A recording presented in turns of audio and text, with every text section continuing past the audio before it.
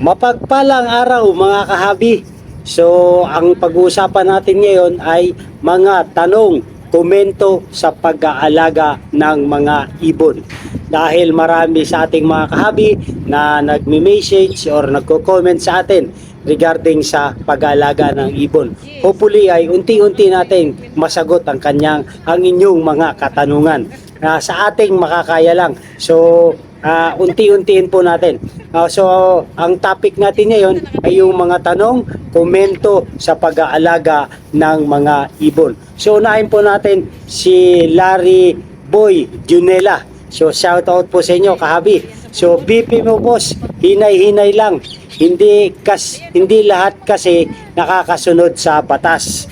Swerte mo, kaya mo sumunod. Congrats. Pero totoo naman, pwede magbenta at mag-alaga niyan, wag lang pahuhuli. So, shout out po sa iyo, Larry Boy Junela. So, salamat sa Panginoon at normal naman po yung ating blood pressure. So, alam natin na sa realidad na hindi lahat nakakasunod sa batas ng DNR. Ngunit, meron po tayong kapasidad na sumunod. So, minsan kasi ayaw lang talaga natin sumunod. Kaya ganun, kahabi. So, pero dapat tayo sumunod. So, hindi ini-encourage na mag-possess tayo ng illegal possession o yung illegal na pag-aalaga. So, hindi natin to ini-encourage. So, kailangan sa pag-aalaga yung nasa tamang proseso. Tapos sabi nyo pa, Larry Boy Junela, swerte mo, kaya mo sumunod, congrats. So, hindi po ito swerte, kahabi.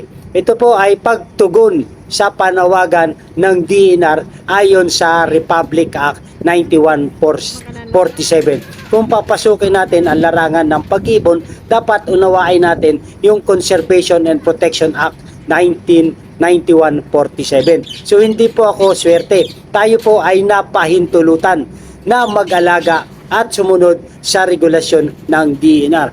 Pero totoo naman, pwede magbenta at mag-alaga niyan. Opo, totoo yan. Marami po tayo nakikita, nagbebenta, nag-aalaga. Ngunit yung iba nating kahabi ay hindi nila nalalaman na kailangan palang iparehistro yung ating inaalagaan. Sabi nyo pa panghuli, wag lang pahuli. Sana po, wag tayong mahuli. Dahil sana po, hindi tayo matsyempuhan. Dahil marami tayong mga kahabi na natsyempuhan sa mga illegal trading, illegal possession. Kaya sana tayo sa pating pag-aalaga ay hindi tayo papahuli. So ingat-ingat po kung tayo ay mag-aalaga ng mga nasambit na mga species.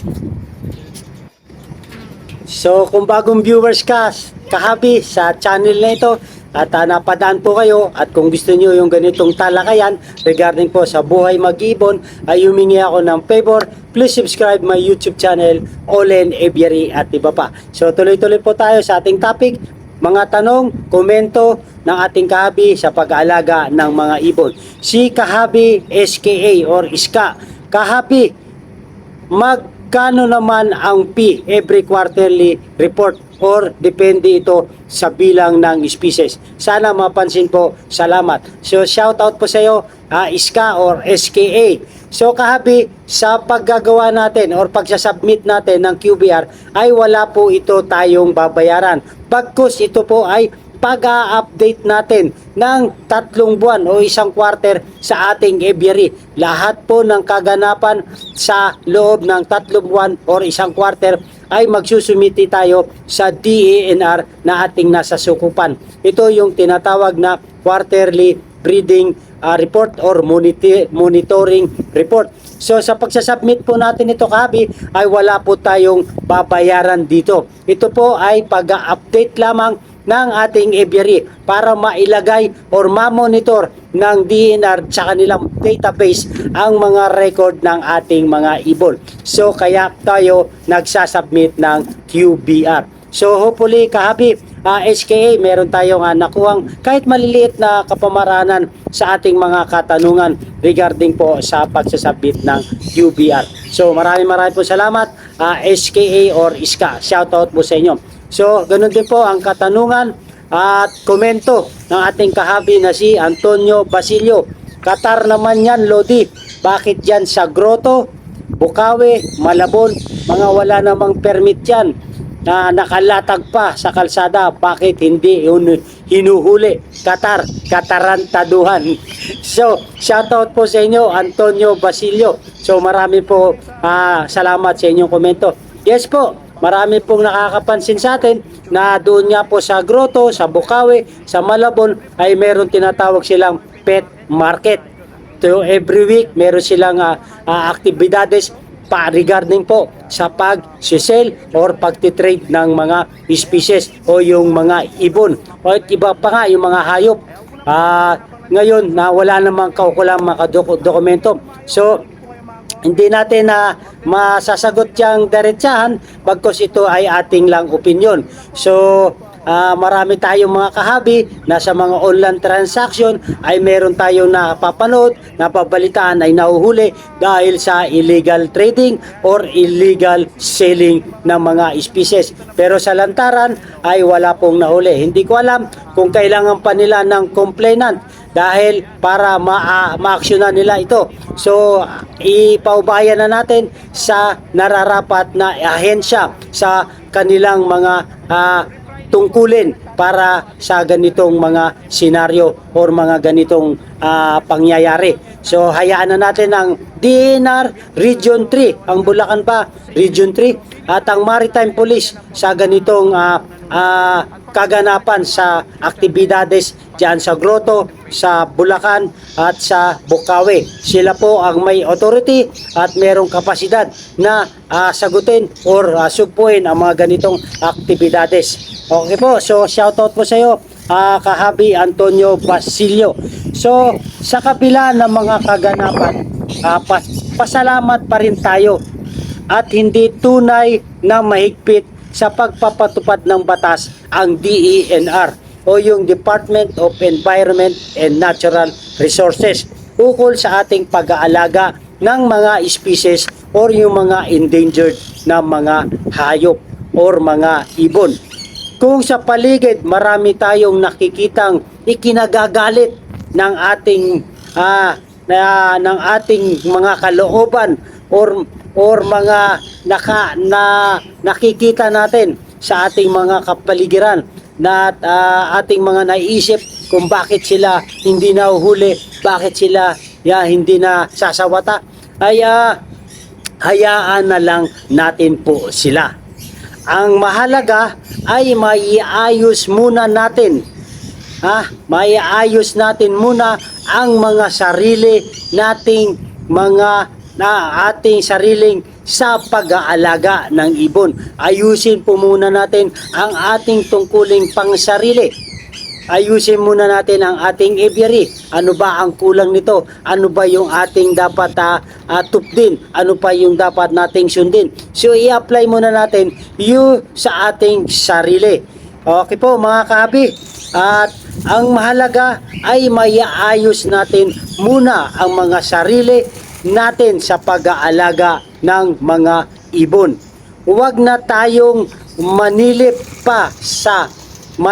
na bakit si ganire, bakit si ganito, lantad naman sa pag-aalaga at lantad sa pagbebenta pero di naman hinuhuli. So, huwag na muna nating pansinin iyan. Unahin na lang po muna natin iayos ang ating sarili kaysa magpuna tayo sa ibang mag-iibon or sa kapwa mag-iibon. Napakasarap ng pakiramdam pag inaayos natin ang ating ibunan. Tanggal ang pangamba. Yan po ang napakalaga. Kung tayo ay sumunod sa Republic Act 9147, kahit anuman mangyari, wala po tayong pangamba. Dahil meron tayong mga pinangahawakan, meron tayong pribileyo na mag-alaga, magparami at magbenta. So yun po ang napakaganda. Merong paraan naman, tamang kausap lang. Meron maraming kapamaraanan dyan. Tamang makahanap lang tayo ng makakausap at makakatulong sa atin. Diskarte lamang po. Sabi pa nga ng iba, pag gusto, merong paraan. Pag ayaw, maraming ituturo. So yun, ganun po mga kahabi. So ang sunod na tanong natin at komento ay si Kahabi Densky Parakale Vlog. Paano po kumuha ng permit at magkano po pag kumuha, Lods? So shoutout po sa inyo, Densky Parakale. So marami na rin po akong mga vlog patungkol sa pagkuha ng Certificate of Wildlife Registration at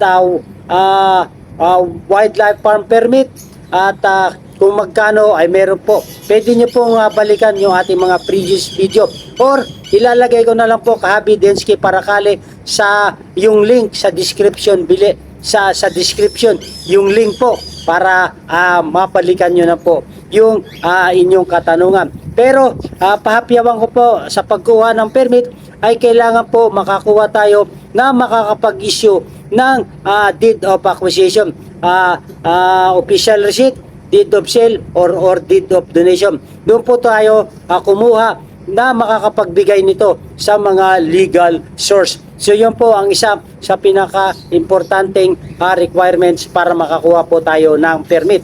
So Densky Parakale, minimal lang po ang babayaran natin. 1 to 50 heads ay 50 pesos lamang po ang ating babayaran. Tapos yung the rest ay yung documentary stamp. Tapos napaka-minimal po. So sa 500 or 1,000 ay hindi na po aabot ang ating babayaran. So marami po salamat sa inyo, Densky Parakale. At ganoon din po ang katanungan ng ating kahabi, Nemo Maximo. Sana lang magkaroon ang DNR ng process na para ma-register ng mga ibon na acquired lang or di galing sa CWP holder. Napakadami po for sure magre-register pag may ganitong process. So yun po yung ating shoutout po sa inyo, Kahabi Nemo Maximo.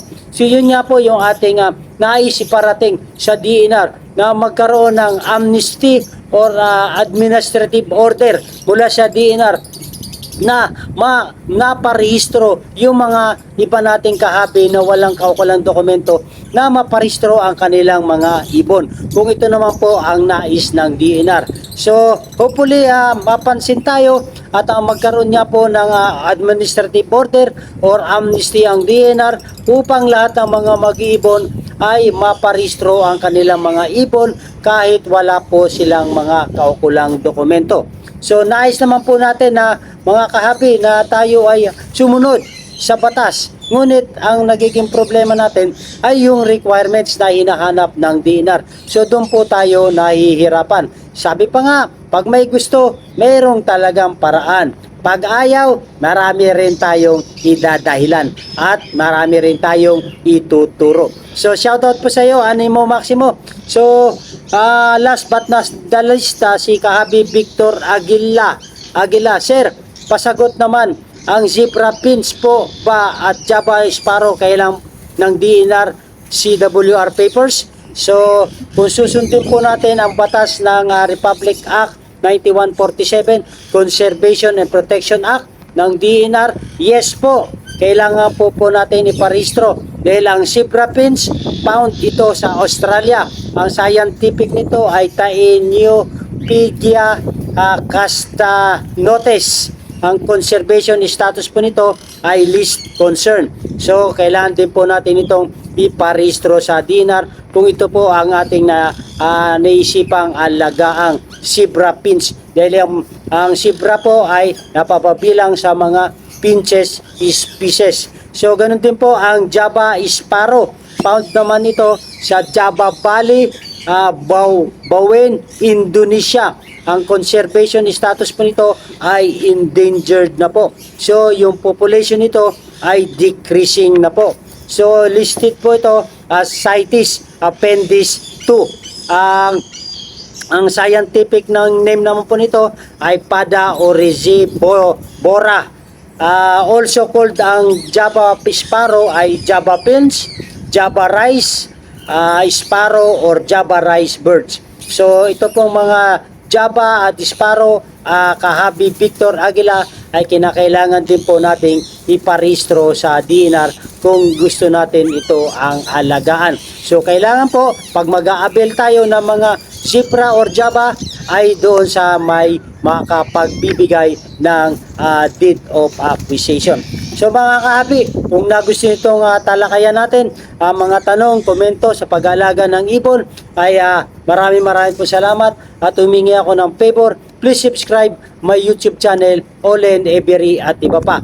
At paki-click na rin po yung notification bell para ma-update tayo sa mga video na ating mga bagong i-upload sa regarding po sa buhay mag-ibon. So sa mga kahabi, yung iba yung mga katanungan ay sa susunod, hopefully ay yung inyo namang tanong ang ating tutugunin. So shoutout po sa lahat ng mga kahabi natin na patuloy sumusuporta, sa mga silent viewers natin dyan at sa mga bagong viewers natin na ngayon lang nakapanood nito ay ang topic po nito, ang content po nito ay regarding po sa buhay mag-ibon. So mga tanong, komento sa pag-aalaga ng ibon ay kailangan po natin alamin ang batas na RA 9147 at mga rules and regulation, policies and guidelines ng DNR para wala po tayong pangamba sa ating pag-aalaga.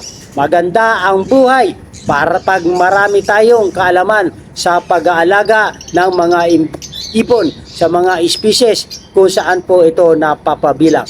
Mabuhay and God bless. Thank you for watching.